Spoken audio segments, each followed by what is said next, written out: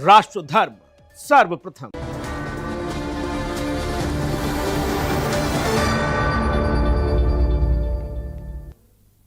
रक्षाबंधन आते ही सबसे पहले याद आती है भाई की कलाई, बहन की राखी, रोली अक्षत और सजी पूजा की थाली, मिठाई की वो खुशबू जो पूरे घर को जैसे एक साथ जोड़ देती है।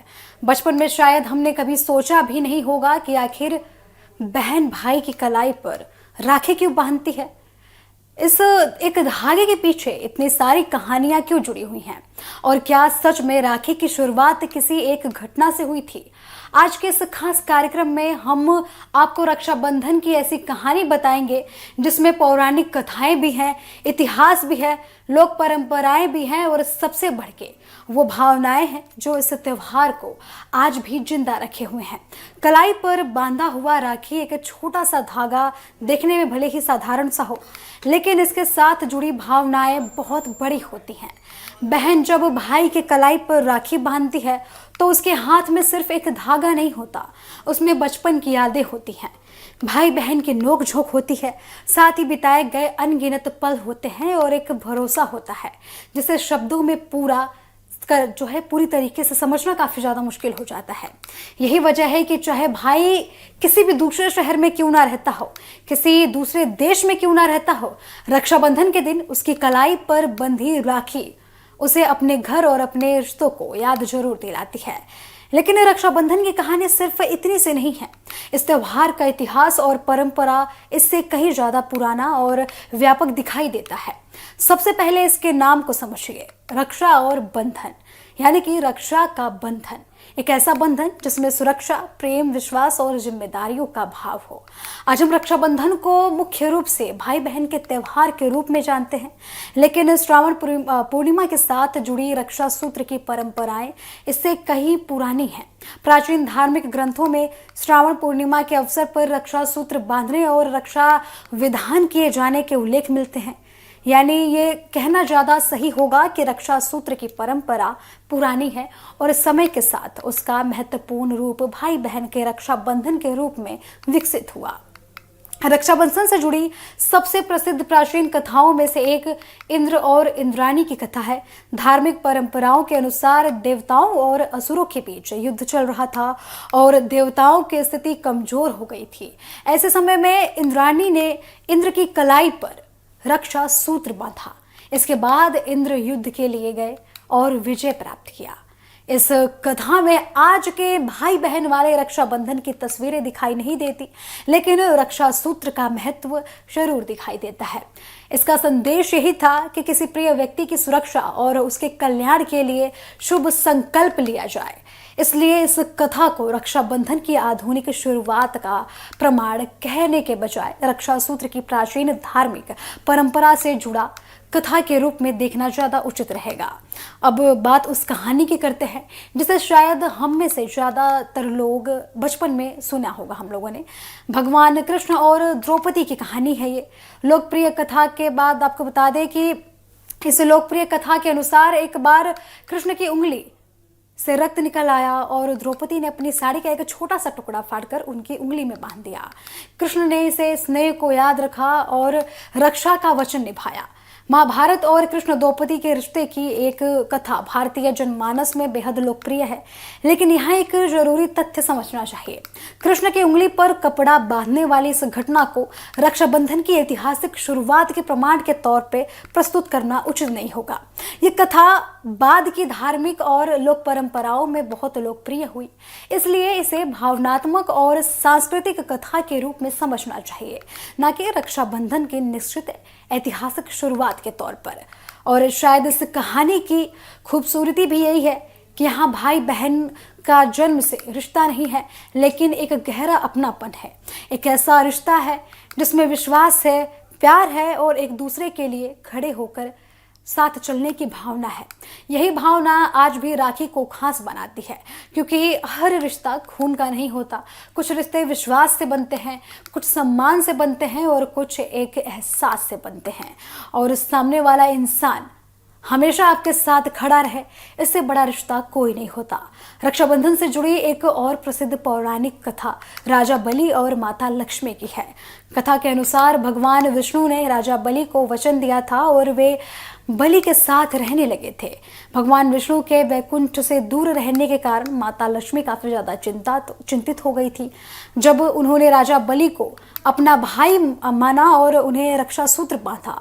बलि ने जब उनसे वर मांगने को कहा तो माता लक्ष्मी ने भगवान विष्णु को अपने साथ वैकुंठ वापस लौटने की बात रखी। धार्मिक परंपराओं में ये कथा रक्षाबंधन से जोड़ी जाती है और बताती है कि राखी केवल जन्म से जुड़े भाई बहन के रिश्ते का प्रतीक नहीं है, बल्कि किसी को अपना मान लेना, उससे रिश्ते को सम्मान देना, इसका भी प्रतीक रक्षाबंधन को माना जाता है। अब यहाँ एक सवाल उठता है कि अगर राखी का मतलब हमेशा से भाई की कलाई पर धागा बांधना था, तो फिर भारत में अलग अलग हिस्सों में श्रावण पूर्णिमा से जुड़ी इतनी अलग अलग परंपराएं क्यों हैं? इसका जवाब भारत की विविध संस्कृति में छिपा है। श्रावण पूर्णिमा देश के अलग अलग हिस्से में अलग अलग धार्मिक और सामाजिक परंपराओं से जुड़ी रही है। कहीं रक्षा सूत्र बांधा जाता है तो कहीं उपाकर्म जैसे धार्मिक अनुष्ठान होते हैं जो पश्चिमी तटीय इलाकों में नरकवी पूर्णिमा की परंपरा दिखाई देती है इनके अंदर। यानी कि एक ही पूर्णिमा भारत के अलग अलग हिस्सों में अलग अलग अर्थों और परंपराओं के साथ मनाई जाती है। यही बात है कि रक्षाबंधन को और भी ज्यादा दिलचस्प ये रस्में बना देती हैं, ये रीति रिवाज बना देते हैं। और ये कोई ऐसी परंपरा नहीं है जिसे एक दिन में बनाया गया हो या फिर उसी रूप में हजारों साल तक मनाया गया हो। भारतीय त्योहारों की तरह रक्षाबंधन का स्वरूप भी समय के साथ बदलता रहा है। धार्मिक परंपराओं, लोक जीवन और सामाजिक बदलाव ने इसके अर्थ को लगातार विस्तार दिया। आज हम इसे भाई बहन के प्रेम का त्योहार के रूप में जानते हैं, लेकिन इसके पीछे रक्षा सूत्र की पुरानी अवधारणा भी मौजूद है। अगर हम भारतीय समाज के पुराने ग्रामीण जीवन को देखें तो रक्षा बंधन का एक बहुत भावुक पहलू सामने आता है।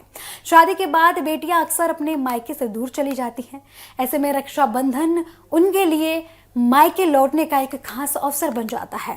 भाई बहन के घर आती है, माँ अपनी बेटी को दिखाती है, भाई अपनी बहन से मिलाती है और कुछ घंटों, ये कुछ जो पल होते हैं और जो कुछ दिनों का ये पल होता है या फिर कुछ घंटों का ही पल क्यों ना मान लिया जाए, वो पुराने माहौल को वापस लेकर आता है जो कभी वो भाई और वो बहन बचपन में उन्होंने एक साथ जिया था, जिसमें आपको बता दें कि उन्होंने एक साथ खेला था। और सिर्फ राखी कलाई पर बांधने का एक धागा नहीं है, वो विश्वास है जो बहन अपने भाई पे करती है, जो भाई अपनी बहन पर करता है। वे मायके और बहन के रिश्तों को फिर से जोड़ने वाला एक अवसर भी बन जाता है। एक छोटा सा राखी का धागा जब बहन लेकर मायके आती है अपने भाई के पास, तो पूरा परिवार एक साथ फिर से जुड़ा हुआ नजर आता है। सोचिए कि एक लड़की शादी के बाद दूसरे घर चली गई, जिंदगी बदल गई, जिम्मेदारियां बदल गई, घर बदल गया, लेकिन साल में एक दिन ऐसा आता है जब वह फिर अपने मायके के चौखट पर पहुंचती है। उसे देखकर भावुक पल हो जाता है। भाई बचपन की बातें याद करने लगता है और बहन अपने पुराने घर से खुद को अपनी उस यादों को जोड़ने लगती है, जो यादें और जो पल उसने उस घर में बिताए थे। शायद यही वजह है कि राखी का त्योहार सिर्फ भाइयों के लिए नहीं बल्कि बहनों के लिए और पूरे परिवार के लिए इतना भावुक होता है। अब आते हैं रक्षाबंधन से जुड़ी उस कहानी पे जिसे इतिहास के नाम पर सबसे महत्वपूर्ण माना जाता है और लगातार इसे दोहराया भी जाता है। रानी कर्णावती और मुगल बादशाह हुमायूं की कहानी। लोकप्रिय कथा के अनुसार चित्तौड़ की रानी कर्णावती ने संकट के समय हुमायूं को राखी भेजी थी और हुमायूं ने उस राखी को भाई बहन के रिश्ते का सम्मान मानते हुए उनकी मदद करने का फैसला लिया था। सुनने में ये कहानी बेहद प्रभावशाली लगती है और लंबे समय से इसे रक्षाबंधन के उदाहरण के तौर पर भी बताया जाता रहा है, लेकिन इतिहास में यहाँ हमें थोड़ा सा रुकना पड़ेगा। रानी कर्णावती द्वारा हुमायूं को राखी भेजने की बात के समर्थन में समकालीन और ठोस प्रमाण नहीं मिलते। हुमायूं के अपने संस्मरणों में भी इस राखी की घटना का उल्लेख स्पष्ट नहीं मिलता, इसलिए इस कहानी को प्रमाणित इतिहास के रूप में कहना सही नहीं होगा। अब ये बात आपको बता दें कि ये बात है कि लोकप्रिय ऐतिहासिक परंपरा का हिस्सा इसे माना जाता है, ये बात अलग है, लेकिन इसको पूरी तरीके से इतिहास से जोड़कर नहीं देखा जा सकता या फिर इस घटना को वास्तविक बताया नहीं जा सकता।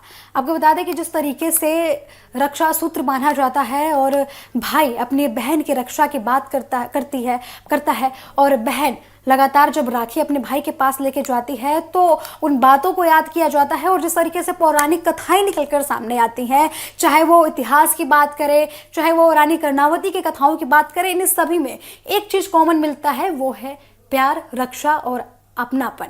क्योंकि इन सभी मामलों में जो भाई हैं उनसे खून का रिश्ता नहीं है, लेकिन जिस तरीके से उन्होंने आगे बढ़कर अपनी बहनों के लिए जो कार्य किए, उनके रक्षा के लिए जो कार्य किए, वो काफी ज्यादा महत्वपूर्ण भूमिका निभाती है। आपको बता दें कि इसी तरीके से सिकंदर और राजा पोरस से जुड़ी राखी की कहानी भी काफी ज्यादा लोकप्रिय है। कहा जाता है कि सिकंदर की पत्नी रोक्साना ने परोस को राखी भेजी थी और आपको बता दें कि पोरस ने उस रिश्ते का सम्मान किया था, लेकिन इस कहानी का भी प्राचीन समकालीन स्रोतों में मजबूत प्रमाण नहीं मिलता। सिकंदर और पोरस का युद्ध ऐतिहासिक घटना है, लेकिन राखी के कारण उनके व्यवहार में बदलाव वाली कहानी को प्रमाणित इतिहास कहना उचित नहीं होगा। ऐसी कहानियां लोक स्मृति और लोकप्रिय संस्कृति में बहुत प्रसिद्ध हो सकती हैं, लेकिन इतिहास लिखते समय प्रमाण की कसौटी अलग होती है। और आपको बता दें कि यही इस कार्यक्रम का सबसे बड़ा और जरूरी हिस्सा है, परंपरा का सम्मान करना और तथ्यों की जांच करना। दोनों एक साथ संभव है। हमें ये तय करने की जरूरत नहीं है कि अगर कोई कहानी ऐतिहासिक रूप से प्रमाणित नहीं है तो उसका कोई महत्व नहीं है। किसी कथा का सांस्कृतिक महत्व अलग चीज है और उसका ऐतिहासिक प्रमाण अलग चीज है। हमें दोनों को अपनी अपनी जगह पर समझना चाहिए। रक्षाबंधन के इतिहास में एक ऐसा पड़ाव भी है जिसके ऐतिहासिक प्रमाण ज्यादा स्पष्ट नहीं है और जिसने राखी के अर्थ को भाई बहन के रिश्ते से आगे बढ़ाकर सामाजिक एकता से जोड़ दिया है। बात हो रही है साल 1905 की, जब ब्रिटिश सरकार ने बंगाल के विभाजन का फैसला लागू किया। उस समय रविंद्रनाथ टैगोर ने राखी के प्रतीक का इस्तेमाल लोगों के बीच एकता और भाईचारे के संदेश के लिए किया। हिंदू और मुस्लिम समुदायों के लोगों के बीच एकता का प्रतीक बनकर राखी सामने आई थी।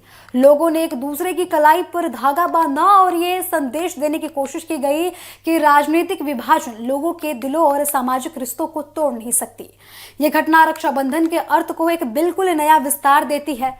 अब रक्षा सिर्फ एक भाई और एक बहन के प्रति जिम्मेदारी की बात नहीं रह गई है। यहाँ रक्षा का मतलब है एक दूसरे के रिश्तों को समझना, एक दूसरे के रिश्ते की रक्षा करना, भाईचारे की रक्षा करना और सामाजिक एकता की रक्षा करना। एक धागा दो लोगों की कलाई पर बंधकर एक संदेश देने लगता है कि हम अलग अलग समुदायों में हो सकते हैं लेकिन एक दूसरे से जुड़े हुए हैं। और शायद यही से राखी का सबसे खूबसूरत बात सामने आती है। रिश्ते सिर्फ खून के नहीं होते, कभी कभी समाज भी रिश्ते बन जाते हैं। पड़ोसी का भरोसा हो, दोस्तों का रिश्ता हो, इंसानियत का रिश्ता हो और देश के लोगों के बीच भाईचारे का रिश्ता हो, इन सभी तरीके के बंधन आपको राखी के साथ बंधे हुए मिलते हैं। यही वजह है कि रक्षाबंधन की भावना समय के साथ सिर्फ परिवार तक सीमित नहीं रही, बल्कि सामाजिक स्तर पर इसका विस्तार हुआ। आज के समय में रक्षाबंधन का स्वरूप भी बदल गया है। पहले साधारण धागे की राखी होती थी, फिर रंग बिरंगी राखियां आई, मोतियों और सजावटी सामान से बनी राखियां फिर सामने आई, सोने चांदी की राखियां काफी ज्यादा प्रचलन में है। और आपको बता दें कि ऑनलाइन राखियों का दौर इस समय काफी ज्यादा बढ़ गया है। भाई विदेश में बैठा हो, बहन भारत में हो या बहन किसी दूसरे शहर में हो और भाई घर पर हो, फिर भी राखी पहुंच जाती है। वीडियो कॉल पर तिलक किया जाता है, स्क्रीन के दूसरी तरफ से मिठाइयां खिलाना एक मजाक हो जाता है, लेकिन जिस तरीके से ये प्यार और भाव को दिखाता है वो काफी ज्यादा एक दूसरे के रिश्तों को सराहने की बात होती है। यानी कि तकनीक बदल गई, दूरी बढ़ गई, जिंदगी तेज हो गई, लेकिन भावना नहीं बदली। और शायद आज हमें रक्षाबंधन के अर्थ को थोड़ा और आगे बढ़ाने की जरूरत है। परंपरागत रूप से भाई से बहन की रक्षा का वादा लिया जाता है, लेकिन आज की दुनिया में ये रिश्ता सिर्फ एक तरफा क्यों हो? बहन भी भाई की मुश्किलों में उसका साथ दे सकती है, भाई भी बहन की सलाह ले सकता है, बहन भी भाई के सपनों को लगातार आगे बढ़ा सकती है। आज राखी का अर्थ सिर्फ ये नहीं है कि भाई बहन की रक्षा करेगा, इसका अर्थ ये भी है कि दोनों एक दूसरे का सम्मान करेंगे, एक दूसरे के सपनों का साथ देंगे और मुश्किल वक्त पर एक दूसरे का साथ नहीं छोड़ेंगे। आज की राखी इसलिए सिर्फ सुरक्षा का वादा नहीं है, बल्कि बराबरी, सम्मान और एक साथ चलने का वादा भी है। आपने कभी गौर किया होगा कि राखी बांधते समय बहन की आंखों में अक्सर एक अलग सी चमक होती है। कई बार भाई से लड़ती है, उसे चिढ़ाती है, उसकी शिकायतें करती है, लेकिन राखी के दिन वही बहन उसकी कलाई पकड़कर बहुत प्यार से राखी बांधती है। भाई भी शायद पूरे साल बहन की बातें न माने, लेकिन उस दिन उसके चेहरे पर एक अलग मुस्कान होती है। यही तो रिश्तों की खूबसूरती है। प्यार हमेशा बड़े बड़े शब्दों में नहीं होता, कभी कभी वे एक छोटी सी राखी में दिखाई देता है, एक छोटे से धागे में दिखाई देता है। और अगर हम आपसे पूछें कि आपके लिए राखी का मतलब क्या है, तो शायद हर व्यक्ति का जवाब अलग होगा। किसी के लिए राखी बहन का प्यार है, किसी के लिए भाई की सुरक्षा है, किसी के लिए बचपन की याद है, किसी के लिए माँ के हाथों की मिठाई और किसी के लिए वो दिन जब पूरा परिवार एक साथ बैठता है। किसी बहन के लिए राखी मायके लौटने की खुशी हो सकती है और किसी भाई के लिए बहन से मिलने का इंतजार हो सकता है। शायद यही वजह है कि रक्षाबंधन सिर्फ एक त्यौहार नहीं है, बल्कि यादों का त्यौहार है। एक ऐसा त्यौहार जिसमें बचपन भी है और वर्तमान भी है, शिकायतें भी हैं और प्यार भी है, दूरी भी है और मिलन भी है, और सबसे बढ़कर एक ऐसा भरोसा है कि जिंदगी कभी भी बदल जाए, लेकिन कुछ रिश्ते कभी कमजोर नहीं होंगे और वक्त के साथ वे हमेशा मजबूत होते रहेंगे। तो अगर हम पूरे रक्षाबंधन के इतिहास को एक लाइन में समझने की कोशिश करें, तो शायद ये कहना सही होगा कि इसकी जड़ें रक्षा सूत्र की प्राचीन धार्मिक परंपराओं में दिखाई देती हैं, जबकि समय के साथ इसकी सबसे लोकप्रिय सामाजिक स्वरूप भाई बहन के प्रेम और विश्वास के त्योहार के रूप में विकसित हुआ। इसके साथ कई पौराणिक कथाएं जुड़ी हैं, कई लोक कथाएं जुड़ी हैं और आधुनिक इतिहास में भी राखी को सामाजिक एकता के प्रतीक के रूप में इस्तेमाल किया गया है। यानी कि राखी की कहानी किसी एक राजा, किसी एक युद्ध या किसी एक पौराणिक घटना की कहानी नहीं है, ये बदलते भारत की कहानी है।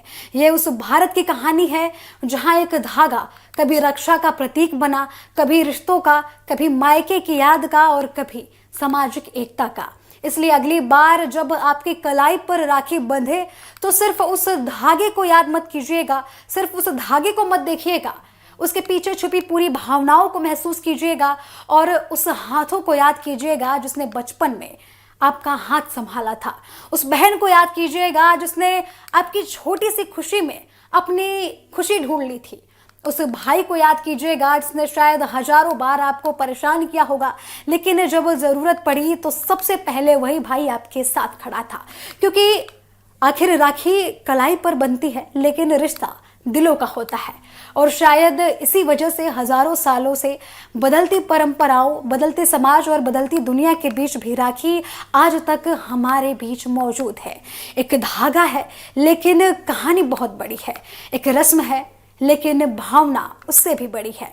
एक त्योहार है, लेकिन इसके पीछे परिवार, विश्वास, सम्मान और अपनापन छिपा है।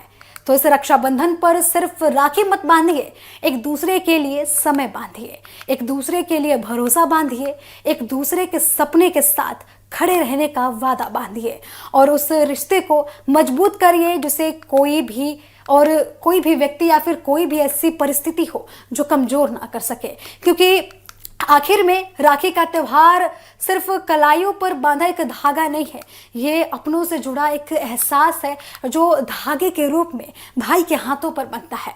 ये उस बचपन की याद है, ये उस रिश्ते की मिठास है, ये उस विश्वास की डोर है और उस प्यार का नाम है जिसे शब्दों की ज़रूरत नहीं होती। इसी खूबसूरत भावना के साथ आप सभी को हमारी पूरी टीम की तरफ से रक्षाबंधन की हार्दिक शुभकामनाएं। राखी का त्यौहार अपनों का त्यौहार है और इस साल जब आप राखी का धागा बांधने जाएं तो उसके साथ एक वादा लेके जाएं, अपने भाई के सपनों के साथ खड़ा होने का, अपनी बहन के सपनों के साथ खड़ा होने का। नमस्कार।